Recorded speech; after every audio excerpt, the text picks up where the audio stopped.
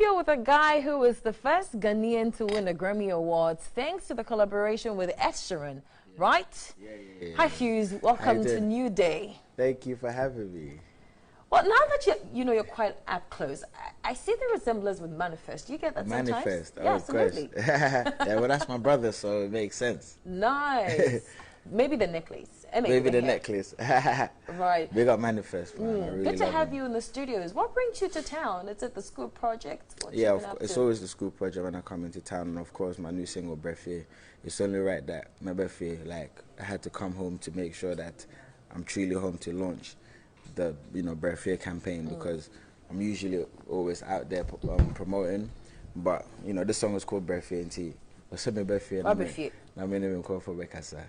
Yeah. Let's talk about the collaboration with Junior Gang. Yeah. How did that come about? Man, it was such a beautiful collaboration. He's representing the Caribbean, of course, the son of Bob Marley, carrying on his father's legacy, and he's on his own mission of, similar message of, black people unifying and working together. So again, it's the same with us, making sure that we're representing Africa in a positive way, and as well as that, making sure we're uniting our people. So it just made sense for us to make a song that, symbolized that message of black people getting together and moving together, but also telling our history from a royal perspective rather than a slavery perspective. So as you can see in the video, it starts as us, like living as kings and queens, and then everything that happened in between in terms of them taking us from our land and to another land, and us now coming back home, not just physically but also mentally as well. So it was perfect having these conversations with him and to be able to make a song like this with Damian Marley. He's like a hero of mine. Absolutely. And for you who is in the diaspora, if I can put it in that context, it's very important to you to tell a more positive picture about Ghana and Africa in general. Yeah. And I noticed that you've been advocating this from the beginning of your... This is New Africa. Exactly. Yeah. Tina. Yeah. Right? Early. How's that advocacy going? Are you able to drive down the message down to the younger generation in Europe? Yeah, we've definitely seen change, whereas in the past people wouldn't never admit that they're from Ghana or never admit that they're from Africa. It has changed now.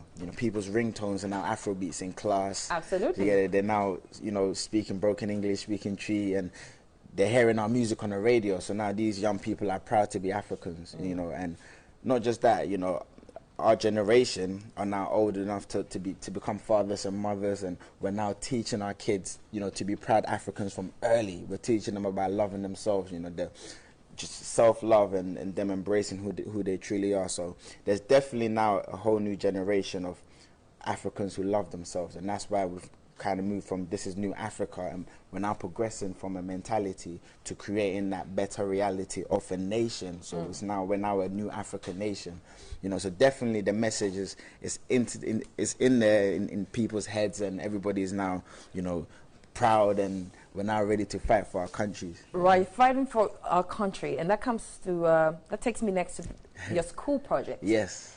In Akosombo, how's that going? Man, it's going amazingly well. The support has been immense.